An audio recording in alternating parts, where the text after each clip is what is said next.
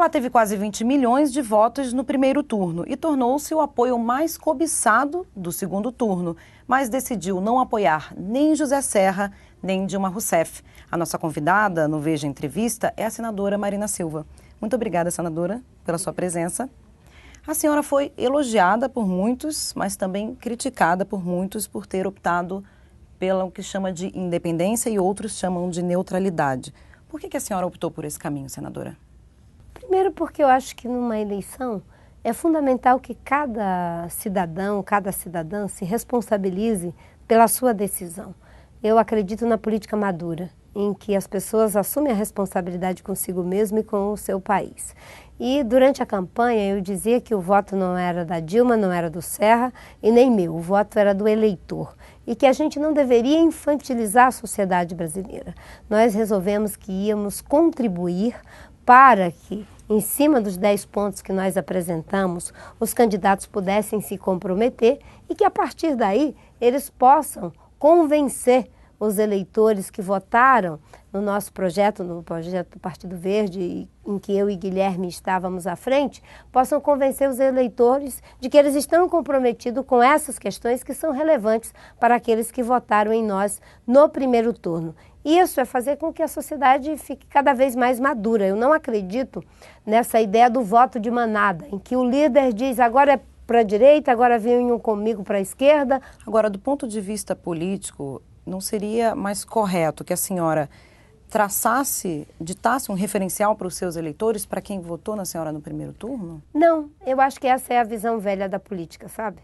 A visão patrimonialista em que a liderança tenta dizer para os seus seguidores que sigam esse ou aquele caminho, como se ela pudesse lhes oferecer um destino. Para mim, o envolvimento correto é esse da independência, para que cada homem, cada mulher possa olhar para os candidatos e verificar se eles estão comprometidos com o que interessa para o Brasil, olhar para as suas trajetórias e para a forma, inclusive, como estão se comportando nesse segundo turno, em que eles tiveram a chance de aprender com os erros do primeiro e não repeti-los agora. Lamentavelmente, eu acho que estão repetindo, indo pelo caminho do embate, em lugar do debate, indo pelo caminho de reeditar, o olhar para o retrovisor, um julgando o governo do presidente Lula, o outro julgando o governo do presidente Fernando Henrique, sem aprofundar as questões que interessam para o futuro do Brasil. É nesse ponto que eu ia justamente tocar agora. A gente passou recentemente por um episódio de agressão ao candidato Serra, e que acabou se tornando uma grande polêmica, inclusive na internet, na televisão, e o próprio presidente Lula se posicionando, acusando o candidato tucano de mentir. O que a senhora acha desse tipo de campanha agora no finalzinho, na reta final para o segundo turno, e o fato de o próprio presidente Lula ter também se posicionado publicamente nesse caso? Eu acho que uma campanha como essa, em pleno início de século XXI, com os grandes desafios que tem o Brasil, é para que a gente possa viver a democracia, fazer a crítica quando tem que ser feito, colocar-se no lugar de concorrente, mas não precisa ser no lugar de inimigos. E eu temo muito que a gente esteja desperdiçando uma grande oportunidade de debater com profundidade as questões.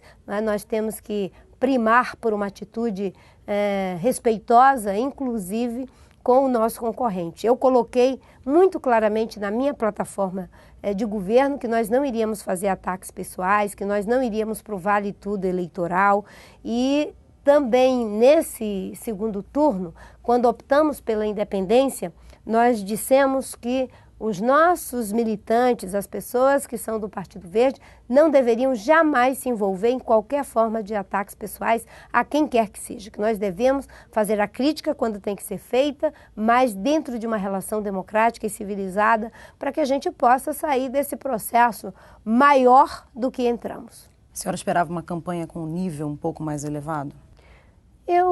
E a sociedade brasileira. Eu acho que a sociedade brasileira esperava que a gente pudesse debater as coisas com um pouco mais de profundidade e maturidade. E esses quase 20 milhões de votos que foram dados a mim e a Guilherme Leal, com certeza eles estão sinalizando algo diferente, de que as pessoas estão cansadas, desse vale tudo, desse confronto que se estabelece entre PT e PSDB, que estão na busca do encontro, do encontro que é capaz de preservar as conquistas do Plano Real, da época do Fernando Henrique, preservar os avanços sociais do governo do presidente Lula, que são relevantes, olhar para os erros sem ter uma atitude complacente, mas também não ficar focado apenas na crítica pela crítica. Acho que o sinal que a sociedade brasileira dá, quando não elege a candidata do governo, que é super bem avaliado no primeiro turno, e não elege lideranças como Tasso Gereissati e Arthur Vigílio para o Senado, é de que não está mais apostando na velha política de situação por situação e oposição por oposição. Está querendo uma sucessão